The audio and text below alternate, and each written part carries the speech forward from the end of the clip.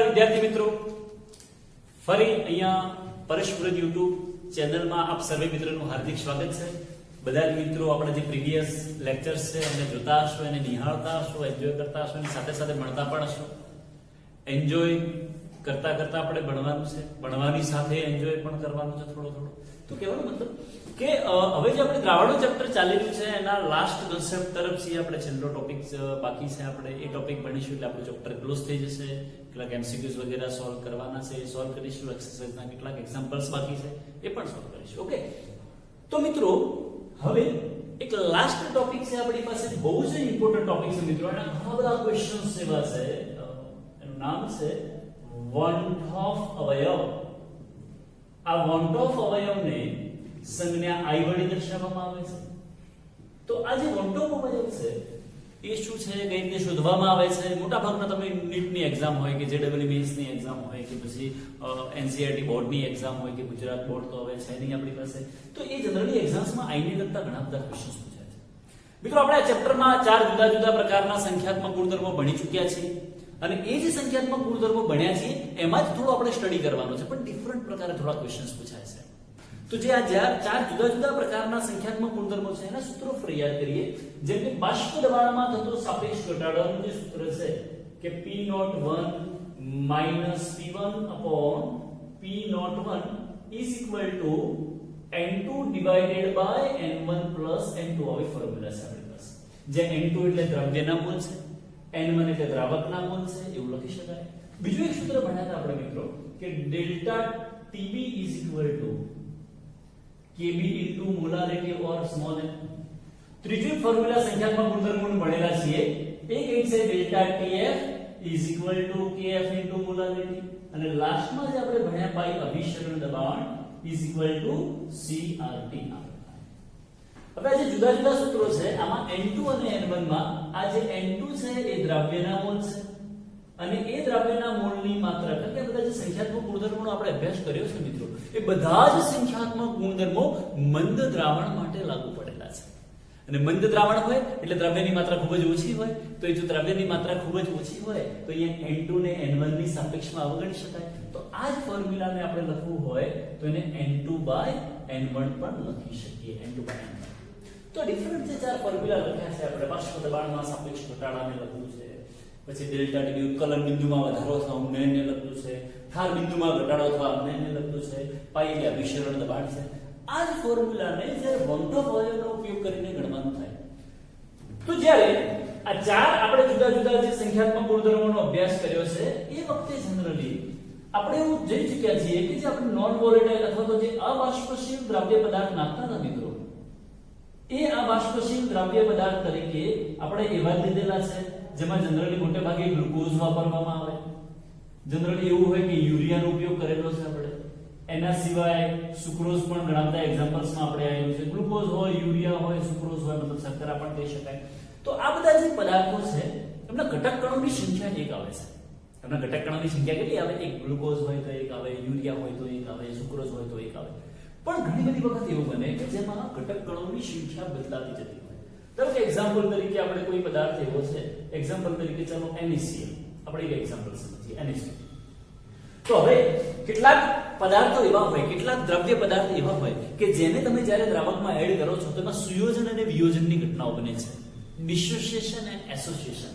ડિસોસિએટ એટલે ઘટકોનું છૂટા પડવું અને એસોસિએટ મતલબ ઘટકોનું ભેગા થવું. ધારો કે તમે ચલો NaCl છે અને NaCl ને પાણીમાં નાખો છો તો NaCl ને પાણીમાં નાખતા એમાં બે આયનો છૂટા પડે, Na+ ને Cl-. KCl હોય એને પાણીમાં નાખો તો બે આયન છૂટા પડે, K+ અને Cl- તો એનું વિયોજન થયું કહેવાય. AlCl3 હોય એને તમે પાણીમાં નાખો તો Al3+ અને 3Cl- એવા આયનો છૂટા પડે, તો એને પણ એક પ્રકારનું વિયોજન જ કહેવાય. તો આમ વિયોજન અને સુયોજનની ઘટનાઓ બને છે મિત્રો જ્યારે દ્રવ્ય પદાર્થને તમે પાણીમાં નાખો છો ત્યારે. ઓકે, તો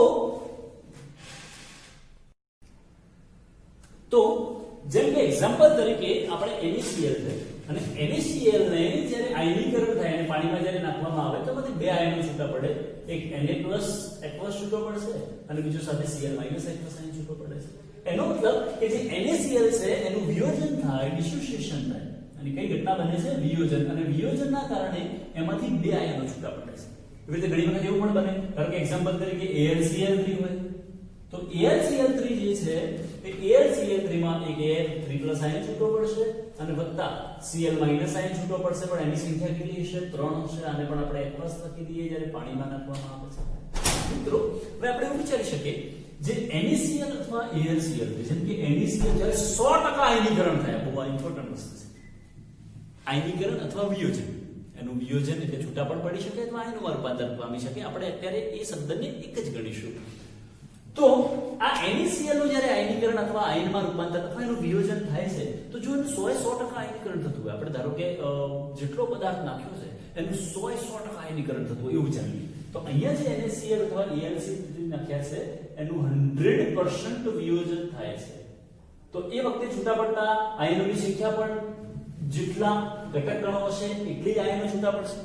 પણ હવે એક NaCl તો 2 આયન છૂટા પડે, એનો મતલબ કે એના ઘટક કણોની સંખ્યા બદલાઈ ગઈ, અને જો ઘટક કણોની સંખ્યા બદલાય તો એના સંખ્યાત્મક ગુણધર્મો પણ બદલાઈ જાય છે, એવું આપણે ભણ્યા છીએ મિત્રો. કારણ કે સંખ્યાત્મક ગુણધર્મ ઘટક કણોની સંખ્યા પર આધાર રાખે છે. એક દ્રાવક કયા પ્રકારનો છે એના સ્વભાવથી એનો મતલબ નથી, પણ બહારથી તમે જે દ્રવ્ય નાખ્યો છે એ દ્રવ્યના ઘટક કણોની સંખ્યા કેટલી છે એના પર આધાર રાખે છે. જેના કારણેથી આપણા જે સૂત્રો છે એ જે ફોર્મ્યુલા છે, આ બધા જ ફોર્મ્યુલાસને આપણે I વડે ગુણવામાં આવશે. આને પણ I વડે ગુણીએ, આ ફોર્મ્યુલાને પણ I વડે ગુણીશું, આ ફોર્મ્યુલાને પણ I વડે ગુણીશું અને આને પણ I વડે ગુણીશું. આ ધ્યાનમાં રાખવાનું મિત્રો. ફોર્મ્યુલા એના એ જ છે, ફોર્મ્યુલામાં કોઈ ચેન્જીસ નથી. આપણે માત્ર સુયોજન અને વિયોજન સમજવાનું છે. બધા જ ફોર્મ્યુલાસને આપણે I વડે ગુણ્યા છે. I વડે ત્યારે જ ગુણવામાં આવશે કે જ્યારે ઘટક કણોની સંખ્યા એક કરતા વધારે હોય, એટલે કે છૂટા પડતા આયનોની સંખ્યા એક કરતા વધારે હોય. તો કોઈ વાર એવું બને કે બે પદાર્થો એકબીજા સાથે ભેગા થાય જેને સુયોજન કહેવાય, તો સુયોજન પામતા અણુની સંખ્યા એક કરતા વધારે હોય, બે અણુઓ ભેગા થતા હોય જેને દ્વિઅણુક અથવા ડાયબેરિક સોલ્યુશન કહેવાય. તેવું પણ બની શકશે, એવા આપણે એક્ઝામ્પલ જોઈશું.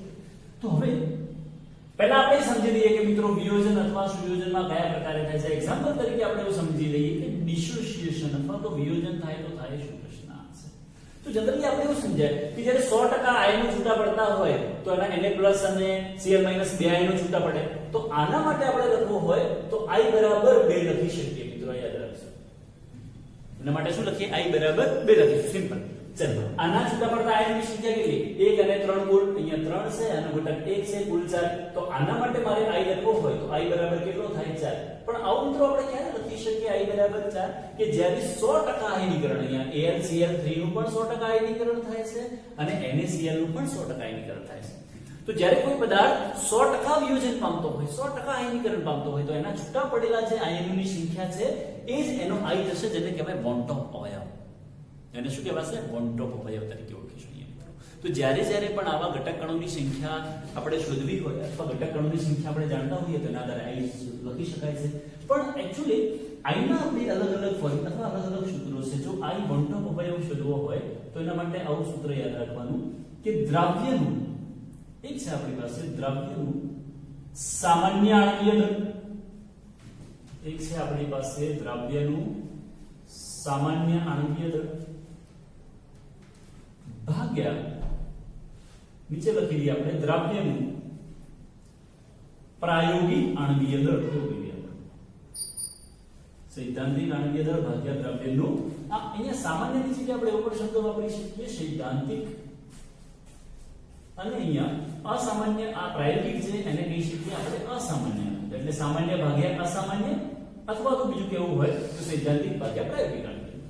બીજું ફોર્મ્યુલા લખવી હોય તો હવે પણ લખી શકાય કે દ્રવ્યના સંખ્યાત્મક ગુણધર્મનું અથવા દ્રાવણના સંખ્યાત્મક એ હોય કોના કારણે? દ્રવ્યના કારણે. દ્રાવણના સંખ્યાત્મક ગુણધર્મનું પ્રાયોગિક મૂલ્ય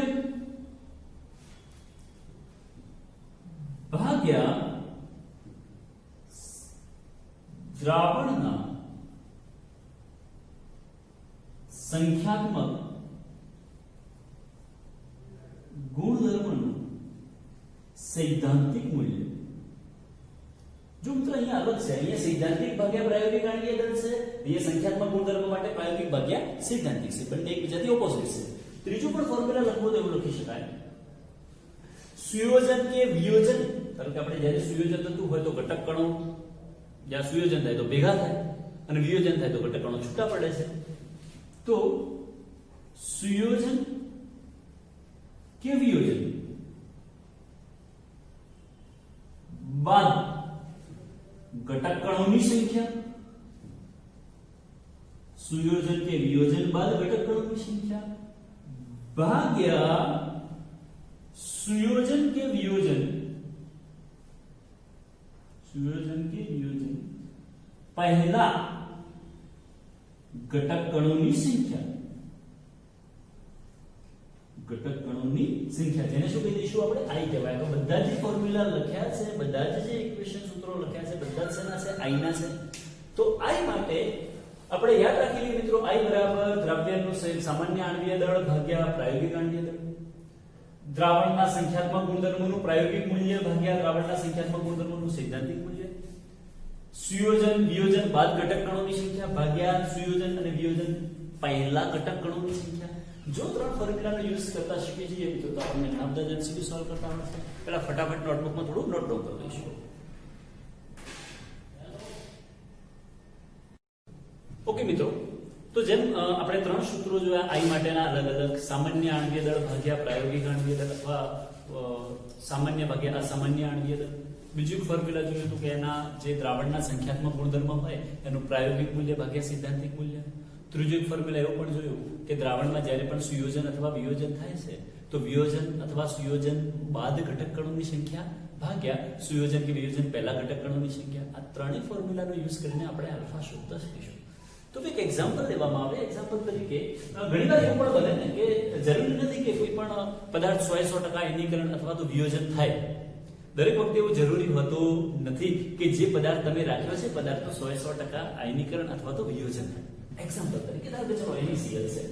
આપણે આમ તો એવું વિચારીએ કે ભાઈ ચલો NaCl જે છે એ NaCl 100% આયનીકરણ પામે છે, પણ એવું જરૂરી નથી કે 100% આયનીકરણ પામે છે. ભલે પ્રબળ વિદ્યુત વિભાજ્ય હોય. તો એવા કેસમાં કે સપોઝ એક્ઝામ્પલ તરીકે NaCl છે અને એનું આયનીકરણ કરીએ આપણે તો એના આયનીકરણથી Na+ અને વત્તા Cl- આયન છૂટા પડે છે. એ આપણને સમજણ પડે કે Na+ આયન છૂટા પડે અને Cl- આયન છૂટા પડે. પણ આપણે અહીંયા એવું કહીએ છીએ કે 100% આયનીકરણ થતું નથી, 100% આયનીકરણ થતું નથી. તો ધ્યાનમાં રાખજો મિત્રો. તો ઘણીવાર એવું બને કે જ્યારે 100% આયનીકરણ ના થતું હોય તો પ્રક્રિયા પ્રતિવર્તી તરીકે લખાય કે પ્રક્રિયકનું નિપજમાં રૂપાંતર થતું જાય અને નિપજનું પાછું પ્રક્રિયકમાં રૂપાંતર થતું જાય છે. આ પ્રકારની પ્રક્રિયાઓ ચાલ્યા કરતી હોય ચંદ્ર. તો હવે અહીંયા આપણે વિયોજન માટે આપણે સમજવાનું શું છે મિત્રો? અહીંયા વિયોજન અને જનરલી વિયોજન માટે આપણે સંજ્ઞા દર્શાવીશું આલ્ફા. અહીંયા જ્યારે વિયોજન સમજતા હોઈએ તો વિયોજન માટે સંજ્ઞા કઈ દર્શાવીશું આપણે? આલ્ફા. તો વિયોજન અંશ જેને આપણે આલ્ફા કહીશું અને એના ફોર્મ્યુલા પર જઈ રહ્યા છે ધીમે ધીમે મિત્રો આપણે. તો આપણે સંતુલનમાં પણ જોયું છે કે સામાન્ય રીતે એવું કહી દઈએ કે NaCl જ્યારે પ્રક્રિયા ચાલુ થાય ઇનિશિયલી શરૂઆતમાં, તો એ વખતે આપણે એવું વિચારીએ કે શરૂઆતમાં ધારો કે ચલો આ NaCl ના મોલ કેટલા છે? 1 મોલ છે. એ વખતે Na+ કેટલા હોય? 0. Cl- પણ 0 હોય, કારણ કે જ્યારે પણ પ્રક્રિયા ચાલુ થાય ત્યારે પ્રક્રિયા 100% હોય અને નિપજ કેટલા હોય? 0 હોય. ત્યારે નિપજમાં રૂપાંતર થતું નથી. પણ જ્યારે અમુક સમય બાદ આ બંને વચ્ચે એવું વિચારીએ આપણે ઇક્વિલિબ્રિયમ સ્થપાઈ ગયું છે, સંતુલન સ્થપાઈ ગયું છે. સંતુલન કન્ડિશન એવી છે કે એક વખત સ્થપાઈ જાય એટલે પછી એમાં કોઈ વધારે નહીં, કોઈ એમાં સાંદ્રતામાં ફેરફાર થતો નથી. પ્રક્રિયા અને નિપજોની સાંદ્રતા એની એ જ જળવાઈ રહે છે. પણ ક્યારે? તો સંતુલન સ્થપાયા બાદ. તો આપણે એવું વિચારીએ કે સંતુલન સ્થિતિ પ્રાપ્ત થયા બાદ એવી કન્ડિશન વિચારીએ. તો હવે સંતુલન પ્રાપ્ત થયું છે, શરૂઆતમાં આના મોલ આપણે 1 વિચારેલા છે. તો NaCl આપણે એવું કીધું છે 100% આયનીકરણ નથી થતું મિત્રો. અને જો 100% આયનીકરણ ના થતું હોય તો NaCl નો જે બધો જથ્થો કોઈ હશે એ Na+ ને Cl- માં રૂપાંતર પામ્યો હોય ના. કેટલોક એવો હશે ભાગ કે જે દ્રાવણમાં એમનો એમ જ પડી રહેલો છે. NaCl નો કેટલોક ભાગ એવો છે કે જે અંદર એમનો એમ પડેલો છે, બાકીનો ભાગ આયનમાં રૂપાંતર પામી ગયો છે. તો પ્રશ્ન એ થાય કેટલો ભાગ આયનમાં રૂપાંતર પામે છે? ધારો કે આપણે એવું વિચારીએ જનરલ કેમિસ્ટ્રીની ભાષામાં જ્યારે વિયોજન ની ચર્ચા કરતા હોય, જ્યારે ડિસોસિએશન ની ચર્ચા કરતા હોય તો આપણે આલ્ફા વર્ડ યુઝ કરીએ છીએ. કે ધારો કે એવું વિચારો કે આલ્ફા જેટલો ભાગ જે છે એ આયનમાં રૂપાંતર પામી ગયો છે. તો વધ્યો કેટલો? આપણી પાસે 1 મોલ લીધેલો છે. આલ્ફા ભાગ i માં રૂપાંતર પામે છે. તો અહીંયા સંતુલન સમયે એની જે સાંદ્રતા હોય એવું લખી શકાય 1 - આલ્ફા. આ Na પ્લસ કેટલા બન્યા હશે? આલ્ફા બન્યા હશે. આ Cl માઈનસ કેટલા બન્યા હશે? આલ્ફા બન્યા હશે. અહીંયા આલ્ફા ઓછા થયા છે તો આલ્ફા બનશે. આપણે કેટલા બનશે? આલ્ફા. મિત્રો સાંભળજો, શરૂઆતમાં આના મોલ આપણે 1 લીધેલા છે. એ વખતે હવે 1 - આલ્ફા નો મતલબ શું થાય કે NaCl ની સંતુલન સમયે વધેલી સાંદ્રતા 1 - આલ્ફા. આ આલ્ફા શું છે કે Na પ્લસ જે છે એ સંતુલન સમયે કેટલી છે એની સાંદ્રતા a છે. આ આલ્ફા શું છે તો આ પણ Cl માઈનસ માટેની સાંદ્રતા છે. તો જ્યારે સંતુલન સ્થપાયેલું છે, હવે આપણે એવું મિત્ર સૂત્ર કીધેલું છે કે I આપણે એવું કહીએ કે I નો મતલબ શું હતો કે I માં આપણે એવું કીધું છે કે I બરાબર વિયોજન અથવા સુયોજન બાદ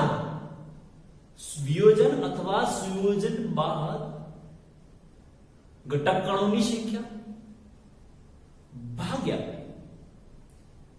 સુયોજન વિયોજન પહેલાના ઘટક કણોની સંખ્યા. તો ચલો સુયોજન અથવા વિયોજન થાય એના પહેલાના ઘટક કણોની સંખ્યા કીધી તો Na પ્લસ હશે એમાં હાજર, અહીંયા પણ શું હશે? આલ્ફા હાજર હશે. પ્રશ્ન એ છે 1 - આલ્ફા પણ આવશે. બહુ ઇમ્પોર્ટન્ટ વસ્તુ છે. બીજું શું લખી શકીએ આપણે? 1 - આલ્ફા. કેમ 1 - આલ્ફા? કારણ કે સંતુલન સ્થપાયા બાદ આ ઘટક કણો તો ત્યાં પડ્યા જ છે. આ બંને તો હાજર છે જે નવા રૂપાંતર પામ્યા છે, પણ જે આપણી પાસે શરૂઆતના ઘટક કણોની સંખ્યા કેટલી છે? 1. તો ઇઝ ઇક્વલ ટુ એવું લખી શકીએ. ચલો આલ્ફા કેન્સલ 1 + આલ્ફા એવું થશે. તો therefore I is equal to 1 + alpha. આવો ફોર્મ્યુલા બને છે. શું બને છે? I is equal to 1 + alpha. ચલો એને ચેક કરી લઈએ. કદાચ આપણે એવું વિચારીએ, કદાચ આમાંથી એવું વિચારી લઈએ આપણે કે ભાઈ 100% આયનીકરણ થાય છે. કદાચ એવું વિચારીએ જ્યારે પણ કોઈ પદાર્થનું 100% આયનીકરણ થાય, અહીંયા આલ્ફા એટલે એવું છે કે 1 મોલ જે પદાર્થ હોય એનો કેટલો ભાગ વિયોજન પામે છે આપણે આલ્ફા કહીશું. જો 100% આયનીકરણ થતું હોય તો આલ્ફા બરાબર 1 લેવો. 100% આયનીકરણ થતું હોય તો આલ્ફા બરાબર કેટલા લેવો? 1. એનો મતલબ કે 100% આયનીકરણ થાય છે. હવે પ્રશ્ન એ છે તો અહીંયા આલ્ફા આપણે વિચારીએ કે સંતુલન સમયે સંતુલન નહીં 100% આયનીકરણ થાય છે વિચારીએ. ખરેખર આ સૂત્ર સાચું છે કે નહીં એને ચેક કરીએ. તો 100% આયનીકરણ તો આલ્ફા બરાબર કેટલો લેવો પડે? 1. તો I બરાબર કેટલા થઈ જાય? 2. એટલે ઘટક કણોની સંખ્યા જો 2 થઈ ગઈ. એને પડે છે કારણ કે આલ્ફા બરાબર 1 પ્લસ આલ્ફા બરાબર 1 અને અહીંયા 1 - 1 એટલે 0 થઈ જાય. પણ આવું ક્યારે કે જો 100% આયનીકરણ થાય, આ તો આપણે વિચારીએ છીએ કે ધારો કે ચલો 100% આયનીકરણ થઈ ગયું છે, તો 100% આયનીકરણ જો થતું હોય તો એ વખતે આલ્ફા ઇઝ ઇક્વલ ટુ કેટલા લેવામાં આવે? 1. તો therefore I is equal two કેટલા થશે? 2. પણ અહીંયા આપણે જે અત્યારે સ્ટડી કરી રહ્યા છીએ, જે અભ્યાસ કરી રહ્યા છીએ, એમાં એવું કીધું છે કે 100% આયનીકરણ થતું નથી. એના માટે તેના ફોર્મ્યુલા I બરાબર 1 + આલ્ફા આના માટે બન્યું છે. એવું દરેક એક્ઝામ્પલ માટે એક બીજું એક્ઝામ્પલ લઈ લઈશું. બીજું એક એક્ઝામ્પલ છે આપણી પાસે. ધારો કે એવું વિચારીએ MgCl2 અને MgCl2 જ્યારે 100% આયનીકરણ ના થતું હોય મિત્રો, તો એ વખતે એવું લખી શકાય કે Mg2+ +2 × Cl-. શરૂઆતમાં જ્યારે ઇનિશિયલી એવું કહીએ આપણે તો શરૂઆતમાં આનું જે કન્સન્ટ્રેશન છે અથવા મોલ છે આપણે 1 લઈ લઈએ. એ વખતે આ કેટલા હશે? 0. આ પણ 0 હશે. ઓકે, હવે સંતુલન સ્થિતિ તપાયા પછી અથવા સંતુલન પ્રાપ્ત થયા બાદ આના કંઈક સાંદ્રતામાં ઘટાડો થયો છે, એનું વિયોજન થવાને કારણે. પણ 100% વિયોજન થયું નથી એવું વિચારીને ચાલી રહ્યા છે આપણે. તો એ લખી શકાય 1 - આલ્ફા. મતલબ કે 1 મોલ હોય ત્યારે આલ્ફા જેટલું વિયોજન થાય. 1 મોલ હોય ત્યારે આલ્ફા જેટલું વિયોજન થાય. તો અહીંયા જે બન્યા હશે પદાર્થ કેટલા હશે? આલ્ફા. અહીંયા જે બન્યા હશે એવું લખી શકાય 2 આલ્ફા. આ કઈ દેખાવ પડે. હવે સાંભળજો ત્યાં. ઓકે, ધારો કે કદાચ 100% આયનીકરણ થઈ રહ્યું છે એવું આપણે વિચારીએ, તો જો આનું 100% આયનીકરણ થાય તો Cl- કેટલા બને? 2 બને. 1 મોલ આયનીકરણ પામે તો 2 Cl- બને. ફરી સાંભળજો મિત્રો, 1 મોલ MgCl2 નું આયનીકરણ થાય તો 2 મોલ Cl- બને છે. કે સંપૂર્ણ આયનીકરણ થાય તો એનો તો કે આ જેટલો વપરાય એના કરતા બમણો બને છે. તો અહીંયા જો આ આલ્ફા વપરાય તો 2 આલ્ફા બને ના બને? આલ્ફા વપરાય તો 2 આલ્ફા બને. Alpha 2 alpha. ઓકે, ચાલો હવે આપણે એવું છે કે આનો I ફાઇન્ડ આઉટ કરવો છે. તો I ફાઇન્ડ આઉટ કરવા માટે જે ફોર્મ્યુલા કીધું આપણે કે ભાઈ ઘટક કણોની સંખ્યા પણ ક્યારે? વિયોજન થયા બાદ અને નીચે વિયોજન થયા પહેલા. તો વિયોજન થયા બાદ વિચારીએ આપણે તો કેટલા આવશે? Alpha plus 2 alpha plus 1 - alpha divided by કેટલા આવશે? 1. તો therefore I is equal to alpha cancel થશે તો એવું થશે 1 + 2 આલ્ફા કેટલા થાય 1 પ્લસ 2 આલ્ફા એવું લખી શકાય લખવું, અથવા તમે કદાચ આને આમ પણ લખી શકો ને ઓર કરી લઈએ આપણે છે. આમાંથી આલ્ફા ને કરતા બનાવીએ તો શું થાય? તો આ 1 આ બાજુ જશે તો I minus 1 is equal to 2 alpha થાય. તો therefore alpha is equal to I minus 1 by 2 થાય. alpha is equal to I minus 1 by 2 પણ લખવું હોય તો લખી શકાય આ ફોર્મ્યુલા. આ જ ફોર્મ્યુલાને મારે ખરેખર ચેક કરવું છે કે આપણે જે વિચારી રહ્યા છીએ, જે આપણે કન્સેપ્ટ હતો એમાં એ પ્રમાણે આ સાચું આવે છે કે નહીં. હવે અહીંયા આલ્ફા, ચલો કદાચ એવું વિચારીએ કે MgCl નું સંપૂર્ણપણે 100% આયનીકરણ પામે છે, તો 100% આયનીકરણ પામતું ત્યારે આલ્ફા બરાબર કેટલું લેવાનું? 1. મિત્રો યાદ રાખજો, જ્યારે પણ 100% આયનીકરણ થતું હોય alpha is equal two 1, nothing else. Think વિચારવાનું નહીં આપણે, આલ્ફા ઇઝ ઇક્વલ ટુ 1. પણ ક્યારે 100% આયનીકરણ થતું હોય તો. પણ અહીંયા આપણને જો 100% આયનીકરણ થતું હોય તો એવું છે કે 100% આયનીકરણ થાય છે એવું વિચારીએ. તો જો 100% આયનીકરણ થાય તો એનો મતલબ કે આલ્ફા ઇઝ ઇક્વલ ટુ 1 લેવો. તો therefore I is equal to 1 plus 2 into 1 is equal to 3 થાય. એટલે કે I બરાબર કેટલો મળ્યો? 3. તો ઘટક કણોની સંખ્યા પણ જો અહીંયા 3 થાય છે.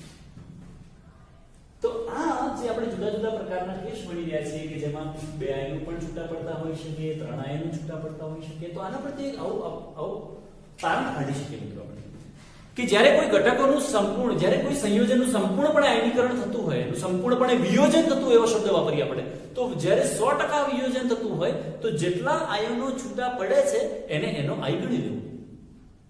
પણ જો એનું 100% વિયોજન ના થતું હોય, 100% આયનીકરણ ના થતું હોય તો એના છૂટા પડેલા આયનોની સંખ્યા એ જ એનો આય નથી, એનો આય અલગ શોધવો પડે. અને એના માટે આપણે એક ફોર્મ્યુલા યાદ રાખીશું. આ બહુ જ ઇમ્પોર્ટન્ટ છે. ખાસ આ ફોર્મ્યુલાને આધારે આપણે દરેક વિયોજન વાળા સૂત્રમાં ઇમ્પોર્ટન્ટ ફોર્મ્યુલા છે. તો જેટલા પણ વિયોજન છે દરેક વિયોજન અંશ, આપણે અહીંયા શબ્દ વાપરીશું વિયોજન અંશ. શબ્દ શું વાપરીશું મિત્રો? વિયોજન અંશ. અને એ વિયોજન અંશને સંજ્ઞા દર્શાવીશું alpha is equal two I minus 1 upon n minus 1. એક ફોર્મ્યુલા છે, બહુ જ ઇમ્પોર્ટન્ટ ફોર્મ્યુલા છે. આ ફોર્મ્યુલા યાદ રાખશો તો મોટા ભાગના MCQs આપણે આનાથી સોલ્વ થઈ જશે વિયોજનને લગતા. શું ફોર્મ્યુલા છે મિત્રો? વિયોજન અંશ આલ્ફા બરાબર I minus 1 upon n minus 1. વિયોજન અંશ આલ્ફા બરાબર 1 પણ હોઈ શકે, મેક્સિમમ કેટલો હોય? 1. 1 છે મતલબ કે 100% આયનીકરણ થાય છે. જો વિયોજન અંશ આલ્ફા બરાબર 0.5 હોય તો 50% આયનીકરણ થાય. આલ્ફા 50% આપેલો હોય તો 0.5 કહેવાય. 50% આયનીકરણ થયું છે એટલે આલ્ફા બરાબર 0.5 કહેવાય એવું સમજી શકાય આપણે. I શું છે તો મોટો બવાય છે. n શું છે પ્રશ્ન અહીંયા છે. અહીંયા n શું છે ઇમ્પોર્ટન્ટ છે. અહીંયા મિત્રો n યાદ રાખજો. અહીંયા n એ એવું લખી શકીએ વિયોજનના કારણે, વિયોજનને કારણે છૂટા પડતા આયનોની સંખ્યા છે. છૂટા પડતા આયનોની સંખ્યા વિયોજન થાય એના કારણે. ધારો કે ચલો આ જ ક્વેશ્ચન છે અને આપણે સોલ્વ કરવો છે તો આલ્ફા બરાબર I minus 1. આનો આલ્ફા આપણને એવું કીધું નથી કેટલા ટકા વિયોજન થયું છે. જો વિયોજનના ટકા આપેલા હોય તો એના પરથી I મળી જાય. n કેટલો થશે આના માટે? ઘટક કણોની સંખ્યા 3, તો 3 minus 1 એટલે 2 થઈ જાય. તો ફોર્મ્યુલા આવી જશે alpha is equal two I minus 1 by 2. આ ફોર્મ્યુલા આપણે યાદ રાખવું ખાસ. આના આધારે ક્વેશ્ચન આપણે સોલ્વ કરીશું. MCQ મોટા ભાગના આના આધારે સોલ્વ થાય. ઓકે, તો આ કઈ રીતના સમજી રહ્યા છીએ આપણે કે ભાઈ જ્યારે પણ વિયોજન થાય છે તો વિયોજનમાં કયા પ્રકારે એનો આય શોધી શકાય, એના આલ્ફા સાથે કયા પ્રકારે રિલેશન છે. મિત્રો ફરી યાદ રાખજો, જો 100% વિયોજન થતું હોય અથવા 100% આયનીકરણ પામતો હોય કોઈ પદાર્થ તો એના જેટલા આયનો છૂટા પડે છે એ આયનોની સંખ્યાને જ એના ઘટક કણોની સંખ્યા આય ગણવું આપણે. પણ જો 100% આયનીકરણ ન થતું હોય અને વિયોજન, અહીં શબ્દ વાપરે છે વિયોજન અંશ. શું લખીએ છીએ આપણે? વિયોજન અંશ, જેને કહેવાય ડિગ્રી ઓફ ડિસોસિએશન. વિયોજન પામતો જથ્થો કોઈ પણ પદાર્થમાંથી કેટલો ભાગ વિયોજન પામે છે એને વિયોજન અંશ કહેવાય. એના ટકા શોધવા હોય તો મલ્ટીપ્લાય બાય 100 કરી નાખો એટલે વિયોજન અંશના ટકા મળી જાય આપણને. ઓકે, તો ફટાફટ નોટબુકમાં નોટ ડાઉન કરી લઈશું મિત્રો, પછી આગળ કરીએ.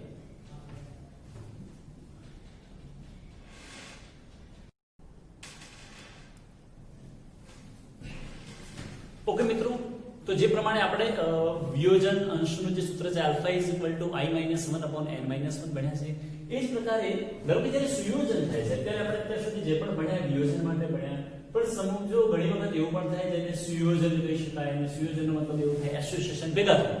સુયોજનનો મતલબ શું થાય? એસોસિએશન અથવા ભેગા થવું. તો એક સિમ્પલ એક્ઝામ્પલ લઈએ.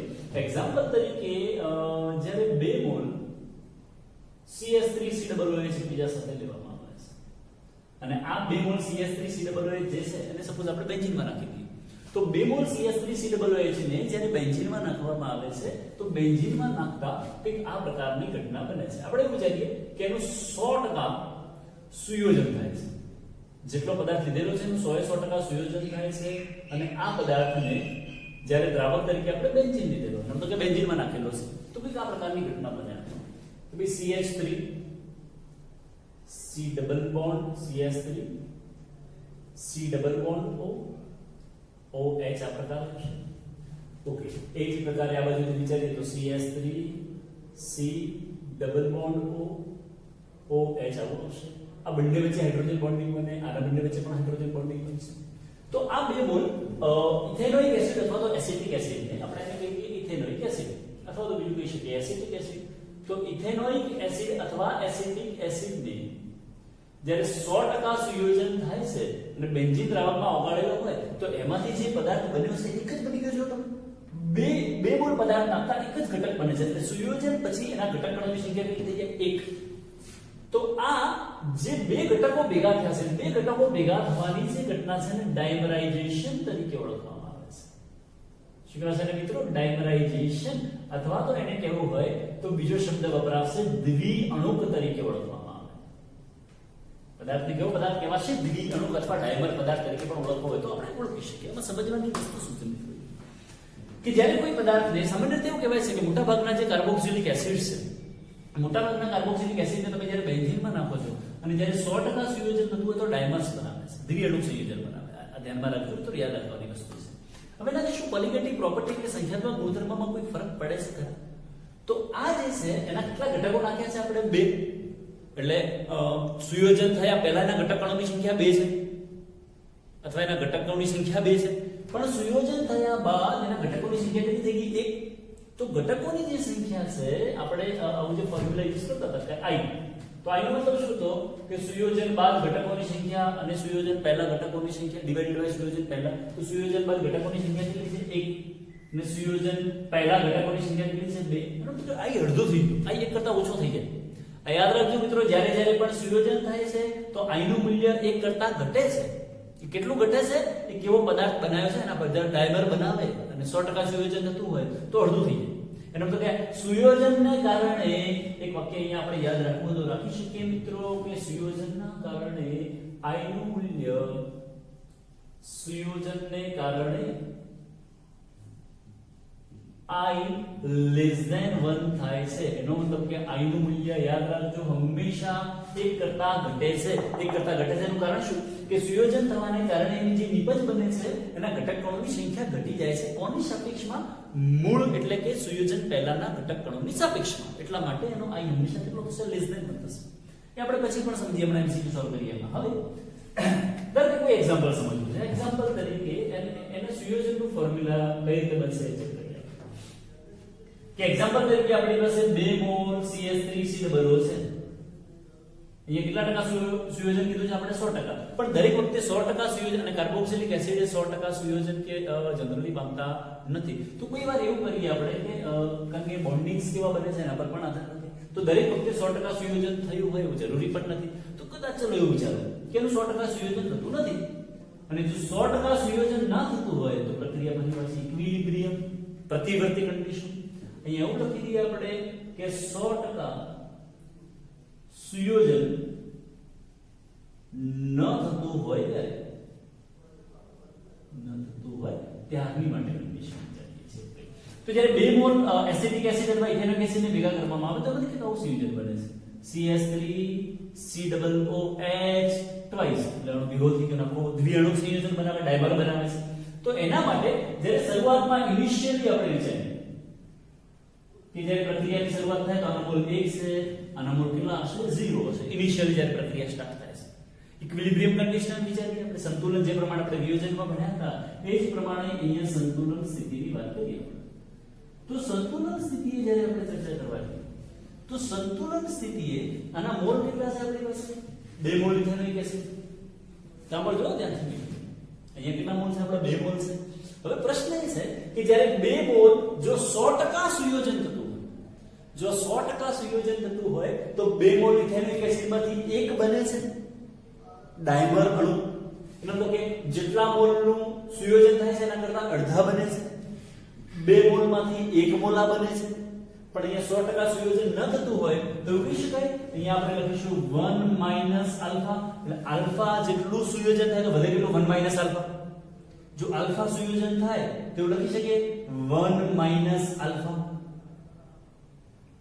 ને પડે છે મિત્રો હા અહીંયા એક ઇમ્પોર્ટન્ટ વસ્તુ છે અહીંયા સમજવાની વાત છે કે અહીંયા આપણે એવું લખ્યું છે કે 1 આલ્ફા મિત્રો તો આ ખાસ સમજો 1 ઓકે તો અહીંયા 2 મોલ એસિટિક એસિડ જેના માટે આપણે લખ્યું 1 આલ્ફા વધે છે તો અહીંયા શું લખાશે પ્રશ્ન છે જો અહીંયા આલ્ફા નો ઘટાડો થતો હોય તો અહીંયા આવશે α/2 આ બહુ ઇમ્પોર્ટન્ટ વસ્તુ છે કે જેટલા અહીંયા ઘટાડો થાય છે એના કરતા અડધા બને છે જેટલો ઘટાડો થાય અડધા બને છે આલ્ફા ઘટે તો α/2 બને આલ્ફા ઘટે તો શું બને α/2 ચલો હવે એના પરથી આપણે એવું લખવું હોય કે ભાઈ સુયોજન થાય છે તો સુયોજન અંશ માટે શું ફોર્મ્યુલા લખાશે તો I ફાઇન્ડ આઉટ કરવો છે તો I નો મતલબ શું થાય I એટલે આપણે એવું કીધું હતું કે ઘટક કણોની સંખ્યા ક્યારે સુયોજન અથવા વિયોજન બાદ ભાગ્યા એના પહેલાની સંખ્યા તો બાદ કેટલા સંખ્યા છે આપણી પાસે α/2 α/2 1 alpha divided by 1 is equal to અહીંયા મિત્રો ખાસ ધ્યાન રાખવાનું કે આપણી પાસે જે અહીંયા ફોર્મ્યુલા છે એમાં 1 આલ્ફા એ પણ દ્રાવણમાં હાજર છે કારણ કે 100% સુયોજન થયું નથી તો ઇઝ ઇક્વલ ટુ અહીંયા લખીશું આપણે તો 1 આલ્ફા α/2 કેલ્ક્યુલેશન કરશો તો આવશે -1 alpha I is equal to 1 alpha suppose આપણે એવું વિચારીએ કે ચલો 100% સુયોજન થાય છે અને 100% સુયોજન થતું તો આલ્ફા બરાબર 1 લેવાય તમે જો આલ્ફા બરાબર 1 લેશો તો 1 1/2 is equal to 1/2 આન્સર આવશે એનો મતલબ કે આપણો જે I આપણે શોધ્યો તો થોડી વાર પહેલા કે આનો I શોધવો હોય તો કઈ રીતે શોધી શકાય તો અહીંયા લખી દઈએ આપણે કે આના માટે I શોધવો હોય જો 100% સુયોજન થતું હોય અહીંયા લખી કે જ્યારે 100% સુયોજન થતું હોય તો I is equal to અહીંયા ઘટક કણોની સંખ્યા 1 અહીંયા 2 તો I is equal to 1/2 આવે તો શું આ ફોર્મ્યુલા પ્રમાણે જ્યારે 100% સુયોજન થતું હોય તો શક્ય બને છે ચેક કરી લઈએ 100% એટલે આલ્ફા બરાબર કેટલા થશે 1 તો આલ્ફા બરાબર અહીંયા લખી દઈએ આપણે જ્યારે 100% સુયોજન થતું હોય તો 100% સુયોજન થાય ત્યારે I is equal to 1 1/2 is equal to કેટલો આવશે 1/2 જે પેલાને મેચ કરે છે મતલબ ઓકે છે તો જ્યારે પણ મિત્રો ડાયમર બનતા હશે જ્યારે પણ દ્વિઅણુ બનતા હશે તો વિચારી શકે કદાચ ચલો એવો પ્રશ્ન પૂછાય એમસીક્યુ પૂછાય પણ ટ્રાઇમર બને છે તો ફોર્મ્યુલા શું ત્રિઅણુ સંયોજન બનાવે છે તો ત્રિઅણુ બનાવવાનો મતલબ કે અહીંયા 3 અણુ લીધેલા છે અહીંયા 3 હોય તો અહીંયા થ્રાઈસ આવશે ટેટ્રામર હોય તો અહીંયા 4 હોય તો અહીંયા 4 ટાઈમ્સ આવશે પેન્ટામર હોય તો 5 હોય તો 5 એટલે ડાયમરનો મતલબ થાય આપણે પોલિમર પદાર્થો ઘણા બધા ભેગા થાય પોલિમર 2 ભેગા થાય ડાયમર 3 ભેગા થાય ટ્રાઇમર ચલો ટ્રાઇમર માટે આપણે એવું કદાચ સૂત્ર ફોર્મ્યુલા બનાવીએ કે કદાચ આપણી પાસે એવું છે કે અહીંયા ટ્રાઇમર બનાવેલું છે અને જ્યારે ટ્રાઇમર કોઈ પદાર્થ બનાવવામાં આવે એક્ઝામ્પલ તરીકે આપણી પાસે કોઈ પદાર્થ છે A અથવા 3A લખી દઈએ અને એ 3A માંથી જ્યારે એ પદાર્થ જે બનતો હોય થ્રાઇસ બનશે ઇનિશિયલી જ્યારે શરૂઆતમાં એની આપણે કન્સન્ટ્રેશન ફાઇન્ડ આઉટ કરીશું તો અહીંયા 1 છે અહીંયા 0 આવશે પણ જ્યારે ઇક્વિલિબ્રિયમ કન્ડિશન મેન્ટેન થાય છે મિત્રો તો ઇક્વિલિબ્રિયમ કન્ડિશન વખતે અહીંયા આવશે 1 alpha and here it will be α/3 આ બહુ જ ઇમ્પોર્ટન્ટ વસ્તુ છે તો સમજવાની છે આલ્ફા નો ઘટાડો થાય તો આના ઘટક કણોની સંખ્યા ત્રીજા ભાગની થઈ જાય 3 માંથી 1 બની ગયું 3 માંથી 1 બની જાય છે તો એનો મતલબ હવે જ્યારે I શોધવો હોય તો I બરાબર α/3 પ્લસ અથવા એવું લખી દઈએ આપણે 1 આ બધાનો સરવાળો જ કરવાનો છે તો 1 આલ્ફા પ્લસ α/3 ડિવાઇડેડ બાય 1 આનું કેલ્ક્યુલેશન કરવું તો શું કેલ્ક્યુલેશન આવશે મિત્રો શું કેલ્ક્યુલેશન આવશે α/3 α/3 તો 0.33 કહેવાય 0.33 એટલે માઈનસ કેવું લખી શકાય 1 માઈનસ 2 α/3 1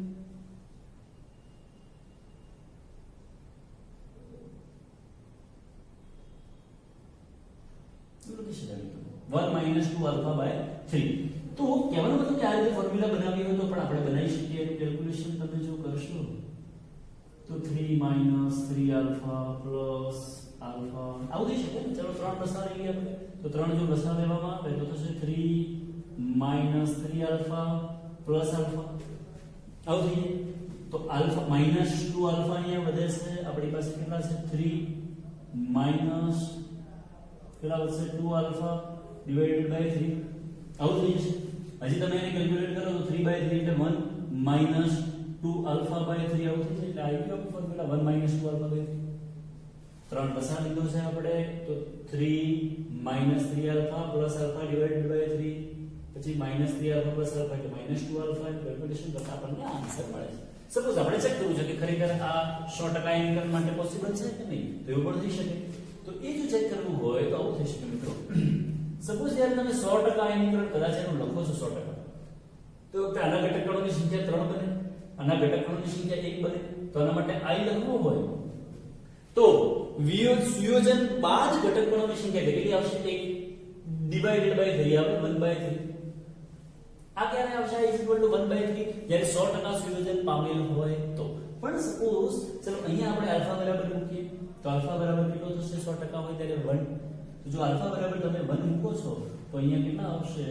આલ્ફા = જો 1 લેવામાં આવે 100% સુયોજન થાય ત્યારની વાત છે. તો therefore એવું લખી શકાય કે i = 1 - 2 * 1/3 આવું થશે. ઓકે. તો હવે જો કેલ્ક્યુલેશન કરીએ એનું તો સોરી અહીંયા આમ છે 2/3 છે. તો 1 - 2/3 કરવામાં આવે તો 3 આવું થઈ જશે. 3 - 2 એટલે 1/3 થઈ જાય છે. તો એનો મતલબ કે આ ફોર્મ્યુલા પણ સાચું છે. તો મિત્રો જ્યારે પણ આપણે એવું ભણ્યા કે સુયોજન થાય ત્યારે કઈ રીતે ફોર્મ્યુલા, વિયોજન થાય ત્યારે, તો સુયોજન માટે એક ફોર્મ્યુલા યાદ રાખજો ખાસ મિત્રો, બહુ જ ઇમ્પોર્ટન્ટ છે. આ ફોર્મ્યુલા ફરજિયાત યાદ રાખવાની રહેશે કે સુયોજન અંશ x બરાબર સુયોજન અંશ x is equal to 1 minus I n upon n minus 1. જેમ આપણે વિયોજન અંશ માટે યાદ રાખીએ તો મિત્રો કદાચ યાદ હોય આપણને x આલ્ફા બરાબર I minus 1 upon n minus 1. અહીંયા છે સુયોજન અંશ માટે આપણી ફોર્મ્યુલા x બરાબર 1 minus I into n upon n minus 1, જ્યાં n સુયોજન પામતા અણુઓની સંખ્યા. કયો શબ્દ વાપરું છું મિત્રો સાંભળજો ખાસ? સુયોજન પામતા અણુઓની સંખ્યા. ઓકે, ચલો આ ફોર્મ્યુલા પણ યાદ રહેશે આપણને. તો ફટાફટ નોટબુકમાં નોટ ડાઉન કરી લઈશું.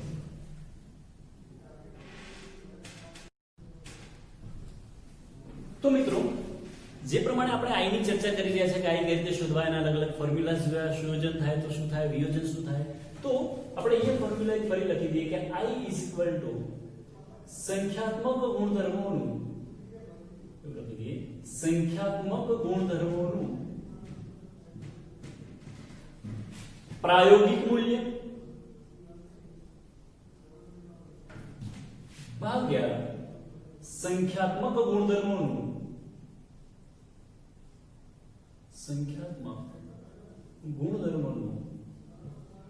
સૈદ્ધાંતિક મૂલ્ય. આ બે શબ્દો સમજવાના છે કે i બરાબર સંખ્યાત્મક ગુણધર્મોનું પ્રાયોગિક મૂલ્ય ભાગ્યા i બરાબર ભાગ્યા સંખ્યાત્મક ગુણધર્મોનું સૈદ્ધાંતિક મૂલ્ય. પ્રાયોગિક કોને કહેવાય, સૈદ્ધાંતિક કોને કહેવાય? વિયોજન માટે પ્રાયોગિક કોને કહેવાય ને સુયોજન માટે પ્રાયોગિક કોને કહેવાય સમજીએ. ધારો કે વિયોજન થાય, આપણે એક્ઝામ્પલ સમજીએ, NaCl નું વિયોજન થાય છે તો NaCl નું જે વિયોજન થાય એના જે ઘટકકણો છૂટા પડે છે એને પ્રાયોગિક મૂલ્ય કહેવાય. NaCl જે છે એને પોતાનું સૈદ્ધાંતિક મૂલ્ય કહેવાય. તો પ્રાયોગિક ભાગ્યા જ્યારે સૈદ્ધાંતિક કરવાનું આવે તો એક્ઝામ્પલ તરીકે ચલો આપણે એવું સમજીએ કે સુયોજન થાય છે. મિત્રો બહુ જ ઇમ્પોર્ટન્ટ છે, MCQ માટે ખાસ આ ધ્યાનથી સમજજો. આના MCQs ઘણીવાર પૂછાય છે કે સુયોજન થાય તો i ના મૂલ્યમાં શું ફરક પડે અને વિયોજન થાય તો શું ફરક. ધારો કે ચલો આપણે વિચારીએ કે સુયોજન કે વિયોજન થતું નથી, કોઈ પદાર્થનું સુયોજન પણ નથી થતું કે વિયોજન પણ નથી થતું. તો જે પદાર્થ છે જેમ કે યુરિયા, ગ્લુકોઝ, સુક્રોઝ વગેરેના સૈદ્ધાંતિક જે સંખ્યાત્મક ગુણધર્મોનું પ્રાયોગિક મૂલ્ય હોય એ જ સૈદ્ધાંતિક મૂલ્ય હોય, કારણ કે એનું કોઈ સુયોજન કે વિયોજન થતું નથી. પણ જ્યારે સુયોજન કે વિયોજન થાય છે ત્યારે i ના મૂલ્યો બદલાય છે. એ એટલા માટે બદલાય છે કે એના પેલા સંખ્યાત્મક ગુણધર્મોના પ્રાયોગિક અને સિદ્ધાંતિક મૂલ્યો બદલાઈ જાય છે. જ્યારે સુયોજન થાય છે તો સુયોજનમાં આપણે એક એક્ઝામ્પલ એવું જોયું હતું મિત્રો કે સુયોજન જ્યારે થાય તો એક્ઝામ્પલ તરીકે CH3COO ટ્વાઇસ ના બે અણુ છે આપણી પાસે અને બે અણુનું સુયોજનના કારણે CH3COO ટ્વાઇસ દ્વિઅણુ બને છે. હવે દ્વિઅણુ બને એનો મતલબ કે એના પહેલા ઘટક અણુની સંખ્યા 2 હતી ત્યારબાદ કેટલી થઈ ગઈ 1 થઈ ગઈ. તો સુયોજનના કારણે આ છે ને ઓબ્ઝર્વ કહેવાય અને પ્રાયોગિક સંખ્યાત્મક ગુણધર્મના ઘટક કણો કહેવાય. આને પ્રાયોગિક કહેવાય આને કહેવાય સૈદ્ધાંતિક. તો આપણા જે પ્રાયોગિક સંખ્યાત્મક ગુણધર્મનું પ્રાયોગિક મૂલ્ય ચેક કરવું હોય એ વખતે આ ઘટક કણોની સંખ્યા કેટલી થઈ ગઈ 1 થઈ ગઈ છે. તો સુયોજન માટે 1/2 એનો મતલબ જ્યારે પણ સુયોજન થશે યાદ રાખજો i નું મૂલ્ય હંમેશા 1 કરતા ઓછું જ આવતું હશે. i નું મૂલ્ય 1 કરતા ઓછું. એવું જરૂરી નથી કે અડધું જ થાય. જો 100% આયનીકરણ ના થતું હોય તો બદલાઈ શકે છે. 100% આયનીકરણ થતું હોય તો બદલાઈ શકે છે. એ ફેરફાર છે. એ જ રીતે જ્યારે વિયોજન થતું હોય મિત્રો કે આપણે એવું વિચારીએ કે જ્યારે કોઈ વિયોજન થાય છે તો વિયોજન થાય તો એ વખતે i નું મૂલ્ય કેટલું આવશે આવો ક્વેશ્ચન છે. તો આના પણ ક્વેશ્ચન પૂછાઈ શકે. ધારો કે એક્ઝામ્પલ તરીકે આપણે એવું કીધું કે AlCl3 છે અને AlCl3 જ્યારે 100% આયનીકરણ પામે છે તો Al3+ વત્તા 3Cl માઈનસ આવું બનાવે છે. સંપૂર્ણપણે આયનમાં રૂપાંતર પામે. પણ 100% જ્યારે આયનીકરણ ના પામતા હોય તો પણ એવું બની શકે. નવું બને છે. હવે આના ઘટક કણોની સંખ્યા કેટલી છે 1. પણ આના કુલ ઘટક કણોની સંખ્યા જો આપણે જોવા જઈએ તો કુલ કેટલી થાય છે 4 થાય છે. એનો મતલબ હવે i બરાબર વિયોજન બાદ ઘટક કણોની સંખ્યા કેટલી છે આપણી પાસે 4 ડિવાઇડેડ બાય વિયોજન પહેલાના ઘટક કણોની સંખ્યા 1 બરાબર 4. જો 100% આયનીકરણ થતું હોય તો અને જો 100% આયનીકરણ ન થતું હોય તો i નું ફોર્મ્યુલા આપણે શીખવાડ્યું છે i - 1/n - 1. પણ કહેવાનો મતલબ કે જ્યારે પણ વિયોજન થતું હશે તો એના જે ઘટક કણોની સંખ્યા છે એ ઘટક કણોની સંખ્યામાં હંમેશા વધારો થાય. એટલા માટે એનું જે પ્રાયોગિક મૂલ્ય છે એ વધશે આ ઘટશે એટલે i નું મૂલ્ય એક કરતા હંમેશા કેવું હશે વધારે હશે. આપણે યાદ રાખવાનું. તો સિમ્પલ કન્સેપ્ટ છે i ક્યારે વધે છે i ક્યારે ઘટે છે. તો બે ફોર્મ્યુલા યાદ રાખશું મિત્રો આ ટોપિકમાંથી આપણે ખાસ MCQ વગેરે સોલ્વ કરવા માટે આલ્ફા બરાબર i-1/n-1 જ્યાં આલ્ફા શું છે આપણો તો વિયોજન અંશ છે. એ યાદ રાખજો આલ્ફા આપણો વિયોજન અંશ છે. હવે આ વિયોજન અંશ પરથી કોઈક વખત આપણને વિયોજન અચળાંકના ક્વેશ્ચન પણ પૂછાય કે વિયોજન અંશ પરથી આપણને વિયોજન અચળાંક શોધવાના પણ ક્વેશ્ચન પૂછાય છે. વિયોજન અચળાંકને ફોર્મ્યુલા અને દર્શાવીશું સંજ્ઞા ka વડે. તો જો વિયોજન અચળાંક k નું ફોર્મ્યુલા લખવું હોય તો ka C²(1 - α). આ ઓલરેડી આપણે પહેલા ભણી ચૂક્યા છીએ સંતુલન ચક્રમાં મિત્રો. C આલ્ફા જ્યાં C એટલે દ્રાવણની સાંદ્રતા છે, આલ્ફા એટલે આપણને વિયોજન અંશ મળે છે.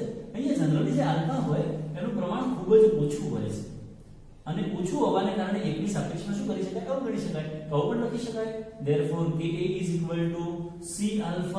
આ ફોર્મ્યુલા યાદ રાખજો મિત્રો MCQ માટે કામ આવશે. અથવા આલ્ફા ને કરતા બનાવો તો α² = α² = ka/c. તો α = આવું પણ લખી શકાય √ka/c પણ લખી શકાય. તો આપણે ઇમ્પોર્ટન્ટ છે. તો એક વિયોજન અંશ શોધવો હોય તો પણ શોધી શકાય. આને આપણે કહીશું વિયોજન અંશ. કે એટલે આપણો વિયોજન અચળાંક છે, ડિસોસિએશન કોન્સ્ટન્ટ કહેવાય અને ડિગ્રી ઓફ ડિસોસિએશન કહેવાય. એ જ રીતે જો સુયોજન અંશ માટેનું ફોર્મ્યુલા આપણને શોધવાનું પૂછાય તો સુયોજન અંશ x ફોર્મ્યુલા યાદ રાખજો મિત્રો. સુયોજન અંશ x = 1 - i n/n - 1.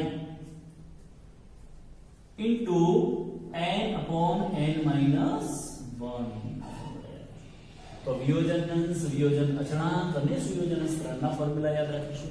તો આને લગતા ઘણા બધા MCQs ક્વેશ્ચન્સ વગેરે છે એ આપણે નેક્સ્ટ ક્લાસમાં સોલ્વ કરીશું મિત્રો. ફટાફટ સ્પીડમાં લખી દઈશું આને.